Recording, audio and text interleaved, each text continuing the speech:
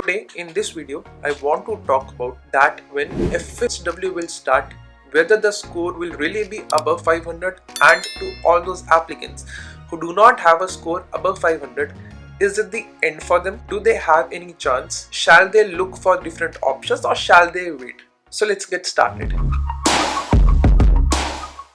So as we all know, after that internal memo, it has been predicted by many that whenever the FSW draw will start, then all those applicants who have a score of less than 500, they do not have any chance because the score will not come down. It will remain high and most probably above 500 for considerable amount of time.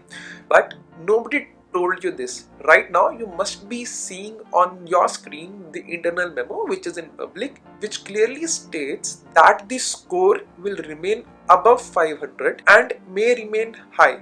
But then what the interpretation was given was that people who have score less than 500, they are not supposed to apply, they are not supposed to think about Canadian immigration, and a lot of demotivation was instilled in applicants' hearts. This information was coupled with another information which was again taken from this memo, that whenever the draws will start, there is high probability that the draws will be at 50% of previous strength. So without going into this second probability, I will like to put forth my point of view on this complete situation, and as always it will purely be based on factual data which is available in the public domain, which many could have used or could have included that. But then if they would have done that, then how could they have sensationalized the news? So okay, let's get started. Now, so as you can see on your screen that this is the express entry round of invitations. We will scroll down, and now as you can see that this draw happened on January 19, 2022, and the draw which happened on January 19, 2022, that was a provincial nominee program draw, or we can say a PNP draw, in which 1036 invitations were issued. The CRS of lowest ranked candidate invited was 745. So when we come down, we see the CRS score distribution of candidates in express entry pool as of Jan 17, 2022. So this is the distribution of express entry pool, which means that all the candidates who have an express entry profile on Jan 17, their data is mentioned in this pool. So now as you can see that the total number of applicants who had a CRS score range of 601 to 1200 are 899, and total number of candidates who have a CRS score range of 501 to 600 are 5106. So this essentially means if we add the above two, then only 6005 candidates are in the express entry pool who have a CRS above 500, and based on this 6005, people are saying that whenever the express entry draw will happen, the score will remain above 500 for the first 6 months. Now, as I said in the starting, that we will talk about that clause which was in the internal memo, which mentioned that the draw may resume at 50% of the strength. Like, that is still a possibility that has not been decided, but then we can still take that into our consideration as well for calculation purposes. If we scroll up the screen, then we see that there is a link of 3 previous rounds. If I'll click on that, then it will bring us on the page wherein the details of all the program draws which have happened till date will be available. This shows that which draw has happened and how many candidates have been invited, how many invitations have been issued, and what was the CRS of the lowest ranked candidate.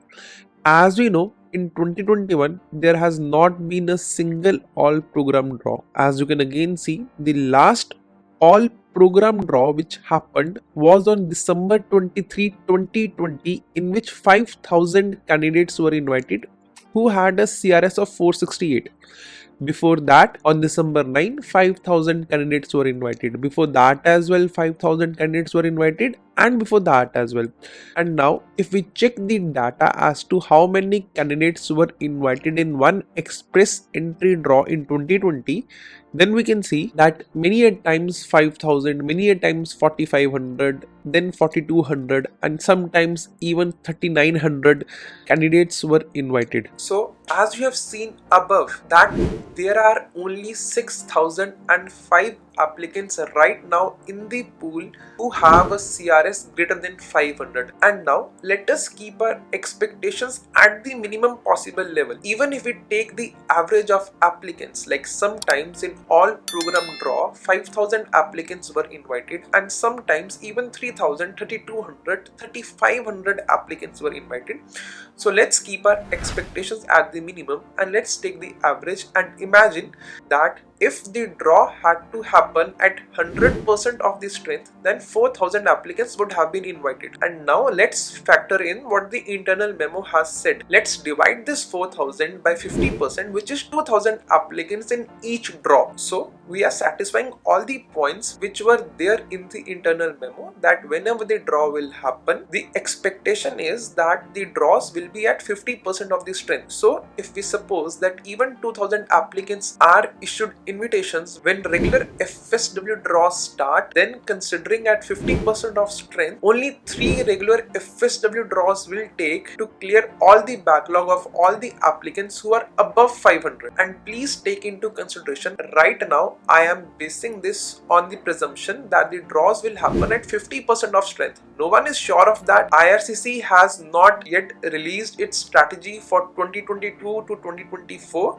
So that still has to be released, and whenever that strategy will be released, trust me, I will analyze that strategy with all of you guys as well. So based on the information which is available to us at the moment, that the backlog of applicants who have a CRS above 500, it will take just 3 or at max 4 draws to clear, even if we factor in all the new applicants which will come into this pool who may have a score higher than 500. And you have to keep in mind that which applicant will have a score higher than 500. Only those applicants' CRS will be higher than 500 if they have one or combination of the factors which I'm going to tell you at the moment. A candidate can only have a CRS higher than 500 if his or her age is less than 30, they have an English language proficiency of CLB 10, they have a master's, they have Canadian education or experience, or they have an arranged employment or a nomination from a PNP.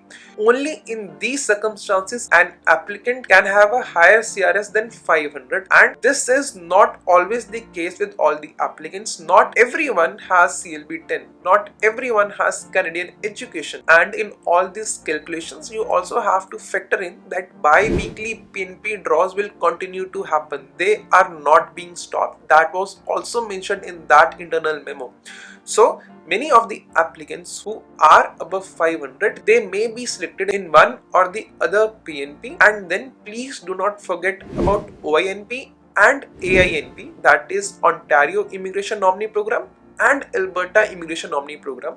We all know that how Ontario is inviting candidates who have a CRS in 460s line, and we all know about Alberta, that Alberta gives notification of interest to applicants who have a CRS greater than 300.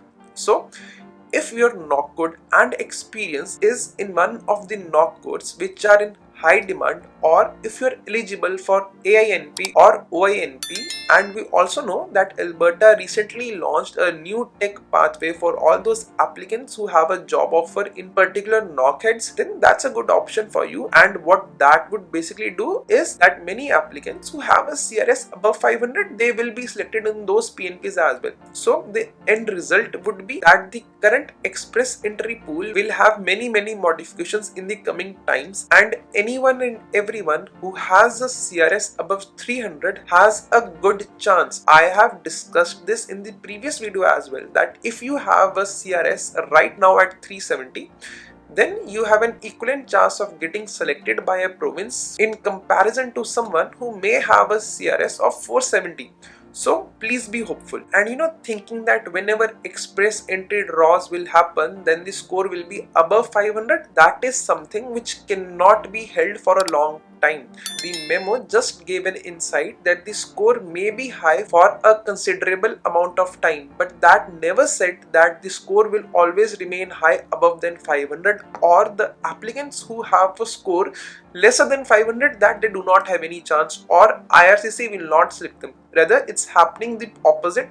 The applicants who have a score in 460s line, they are right now being accepted, and no one could have predicted that as well. So as I always say, let's hope for the best. Please be hopeful and always take your decision based on facts and evidences. Do not give importance to hearsay. Please keep your spirits high, stay motivated, and if there would be any news regarding Canadian immigration, I'll always be there to keep you updated. So on this point, please do not forget to like, subscribe and share our channel. And if you would have any query or confusion regarding your profile, please always feel free to contact us. All the links are there in the description box. Thank you guys.